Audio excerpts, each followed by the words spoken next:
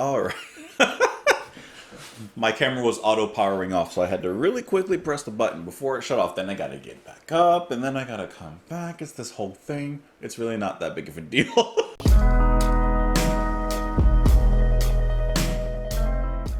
What's going on, everyone? How you doing? Welcome back to the channel. Today we're going to be listening to a little more bebop deluxe. Going to get our heads a being and a bopping. We're going to listen to the first track, which is Fair Exchange, off of their album Sunburst Finished, which was released in 1976. We had previously listened to two songs here. We listened to Crying to the Sky and Sleep That Burns. And in particular, Sleep That Burns, that's one that'll keep you awake. That's a good track. So you guys had kept on recommending more from this album, from several other albums, from Bill Nelson. So I just figured let's just go to the first track here. You know, sometimes you just gotta go back to the beginning. Hope you're all having a lovely day. Hope that things are going quite well for you. Right now it's about 9:30 in the morning. Woke up, had the coffee, had the eggs, had the bacon, watched a little YouTube, caught up on the news, and here we are. Let's go ahead and get into it. This is Fair Exchange by Bebop Deluxe.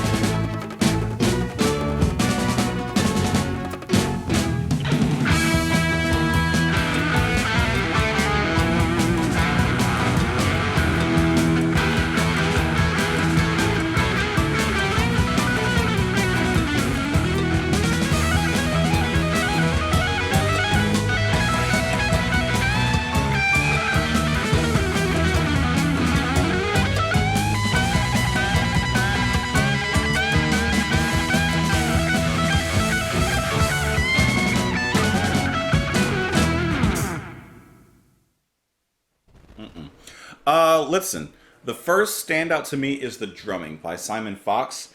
His drumming, to me, is really, really like perfect in here. You got the not really marching snares, but you just have the fast snares that start up the music, and there's a certain energy that they carry really throughout. They're powerful, and there's still a little bit of intricacy behind them as they kind of weave throughout Bill Nelson's guitar tones, which his guitar is anthemic, it's very expressive, it has a voice. You know, whether that is from the the chunky, funky riffs in the verse or going into some of the leads in those passages. The piano nicely is sprinkled throughout in the veins of it. But it's really the drumming from Simon Fox that I kind of feel like keeps it all together, but also keeps it very interesting. You know, like, let me see, let me pull it up, maybe. Oh, that's the wrong song. Oh, no. Let me pull it up in the middle here. See, like, listen to the drum when it kicks. You got some synths, that's really loud, I'm so sorry. You got some synths that ring out here, almost like a trumpet kind of effect. Kind of reminds me of ELP for a moment. I don't know, I just feel like it's his drumming that really adds a certain momentum here. And hear me out, does some of this remind you of Roxy Music a little bit? This is a lot more like guitar heavy and a little more rocky, but there's a certain spirit here that reminds me of Roxy Music and Brian Ferry. I'm not sure, let me know if I'm alone or if there's at least one or two of you that feel the same. But this was one of those really nice entrances of a track. Of course, the opener to the album. It's progressive in my opinion. It's eclectic. It's emotional. It runs through a lot of gamuts and all of... What? Actually, alright, so random, but what the heck is a gamut? I don't even know how you spell that. Like, okay, I guess G-A-M-U-T. The complete range or scope of something, the whole gamut of human emotion. Okay, sure. Yeah, so this track runs through the whole gamut. You get a little bit of everything in here. And I think that that's what makes a really good opener, you know? Openers can have so many different facets to them, of course. You can hit different notes. But I do like an opener that kind of gives you a preview of what you can expect from the rest of the album. And let me pull it up here in the middle. I like the swing in the verse here as well, once again carried by the drums. Singing has like a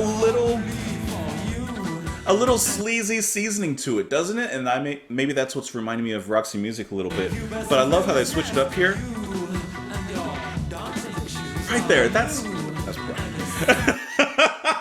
And then you also have some nice extra percussion that's being played in there, kind of like keeping a certain kind of musical line as the drums play off of it.